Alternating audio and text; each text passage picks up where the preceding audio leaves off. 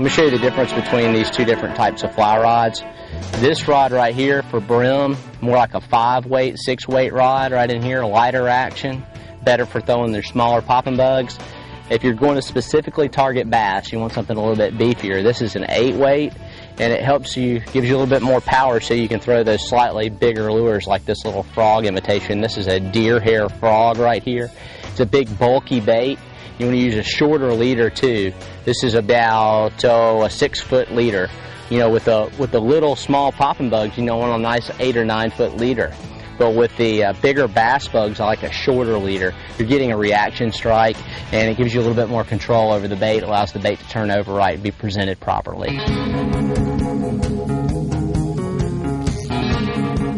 But what you can do is you can come out on these lakes. If you've got a trip planned, you're going somewhere exotic, going to the mountains, or going out to Colorado or Alaska or the Bahamas or Belize or somewhere where you can do some fly fishing and you want to try some fly fishing, don't make the mistake of trying to learn down there or over there or out, learn here. Get good at it here and go out and tune up some. If you haven't fly fished in a while, look at this fish. Get tuned up here on these bass. You can have a blast and catch some of these bass and brim here locally, and then you'll be ready for your trip. When you get there, you'll be tuned up. How about that? Working this bass bug here along the deeper areas and targeting bass specifically. There's a little bit of a wind-blown bank, and I thought this bass bug would be a little bit louder. Might entice a little bit bigger fish, and sure enough, here he is. A little bit better fish here.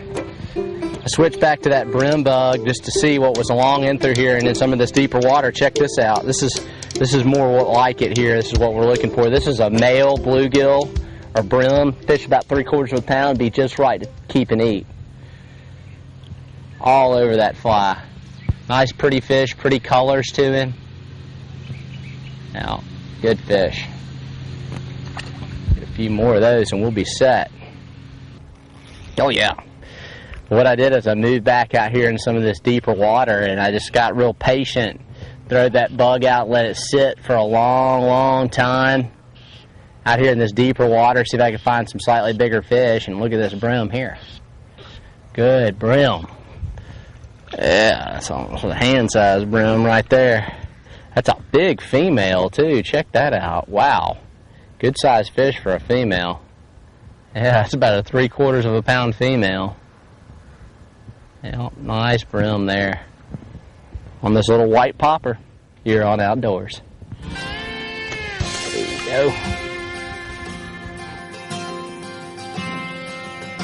This particular brim here is called a shell cracker. It's also known as a red ear sunfish. That's the official name. See this little bit of orange or red right there on the end? In Mississippi they call them chinkapin brim.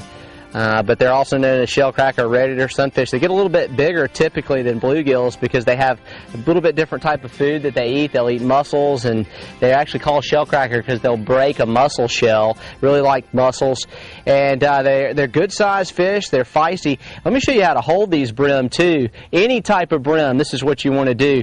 You want to lay them flat in your hand, just like this, and you can take your thumb and knock those top fins down, and then take your pinky finger and knock these back fins down. And this is what you call a hand-sized brim right here. Real good size to keep and eat. We're going to let this fish go because we're trying to encourage the shell crackers to reproduce in this lake. But really nice fish here. Fly fishing is a lot of fun, and every now and then you get a few nice surprises, and you can catch some good brim too. Here you go, buddy. Oh yeah, he's feisty, ready to go. We had a nice morning catching bass and brim. It was so much fun that we decided to go out and film again on a different lake the next morning. This particular lake is younger and the water is very clear. It gives us an excellent opportunity to fish for some brim that are spawning on visible beds. Very high number of brim up here on this bed system. And I'm just waiting for a big old bass to come up and eat one of these as I'm reeling them in. A very large population. These are some decent brim too, pretty good size.